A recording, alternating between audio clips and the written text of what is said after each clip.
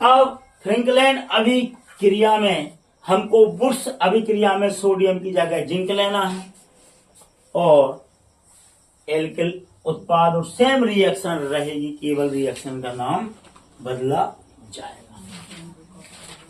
अब यहां पर जिंक की अभिक्रिया पढ़ना है, अब हम जिंक की, ताकि आप भूलो ना। तो पहली तो फ्रैंकलैंड अभिक्रिया होगी, दूसरी अगर हम एल्किल हैलाइड में C2H5Cl मेथिल भी ले सकती हैं कि सोडियम के साथ अभिक्रिया कराएं। काय के साथ कराएं? सोडियम के साथ। और यहां पर ईथर की जगह हम जिंक कॉपर का युग्म या पेयर ले लें, जिनके साथ कॉपर भी जोड़ दें। तो हमें चूंकि यहां पर वैलेंसी 2 है तो यहां पर 2 लगाना पड़ेगा और फिर 2 हैलाइड निकालना पड़ेंगे तो यहां भी 2 लगाना पड़ेगा। और यहां पर डाई ईथर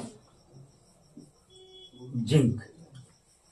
अब देखना, ईथर की उपस्थिति में एल्केन बना रहा है और वो ही एल्किल हैलाइड जिंक अगर कॉपर मिला दें तो वो डाई एथिल जिंक और zinc chloride Cl2 C2H5 2 valence C complete, 2 valence C। तो इस अभिक्रिया को कहेंगे जिंक कॉपर कपिल या पेयर्ड अभिक्रिया, युग्म अभिक्रिया, जिंक कॉपर युग्म अभिक्रिया या कपिल अभिक्रिया। अब इसी में तीसरी रिएक्शन कि अगर क्लोरीन ब्रोमीन के साथ कराएंगे तो ये बनेगी, और अगर इसे हम आयोडाइड के साथ कराएं और एथिल अल्कोहल के साथ कराएं तो C2H5OH प्लस Zn और रहेगा कॉपर की उपस्थिति।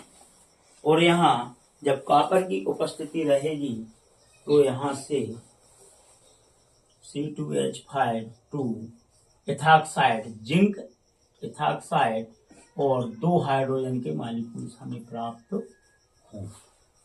अब ये 2 हाइड्रोजन के मॉलिक्यूल्स मेथिल आयोडाइड के साथ अभिक्रिया करके HI निकाल के यहां मेथेन बना देगी और यहां HI अलग हो जाएगा। तो अब यहां पर देखें आप, जिंक की 3 रिएक्शन पढ़ी हमने।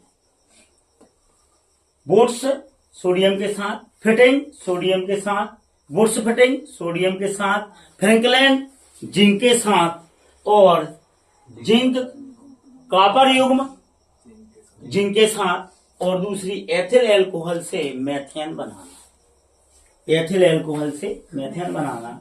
तो प्रश्न आएगा, जब मेथिल आयोडाइड जिंक के साथ एथिल अल्कोहल की उपस्थिति में क्रिया करे कॉपर की उपस्थिति में, तो हमें क्या प्राप्त होगा? तो हमें मेथेन प्राप्त होगा। तो देखो, हमने सोडियम की एक साइड कर ली और जिंक की एक साइड कर ली। तो इस समय आपकी 6 रिएक्शन कंप्लीट हो गई, 3 सोडियम की और 3 जिंक की। एक अभिक्रिया और है विलियमसन संश्लेषण अभिक्रिया। विलियमसन संश्लेषण अभिक्रिया, यह अभिक्रिया सोडियम एल्कोक्साइड, ये भी सोडियम वाली मान के चलें, सोडियम इथाक्साइड मिथाक्साइड कुछ भी ले सकते, और यहां पर हम एल्किल हैलाइड सेम भी ले सकते हैं और अलग अलग भी ले सकते हैं। C2H5 भी ले सकते हैं और CH3 भी ले सकते हैं। तो स्वाभाविक है यहाँ से क्या निकलेगा, NaCl, और हमें प्राप्त होगा डाईएथिल ईथर। इस अभिक्रिया को हम विलियमसन संश्लेषण रिएक्शन कहते हैं। इस प्रकार आज हमने 7 रिएक्शन ये और SN1 SN2 2 रिएक्शन 9 रिएक्शन का अध्ययन किया। अब अगर आप इसी क्रम में इसे याद रखेंगे तो मेरे ख्याल से आप इसे अधिक समय तक याद रखेंगे और कोई भी रिएक्शन में भ्रमित नहीं होंगे। अगर आपने इसमें अन्य कोई रिएक्शन और बीच में करी तो आप भ्रमित हो जाएंगे।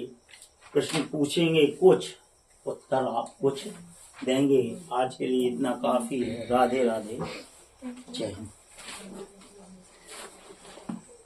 Thank you.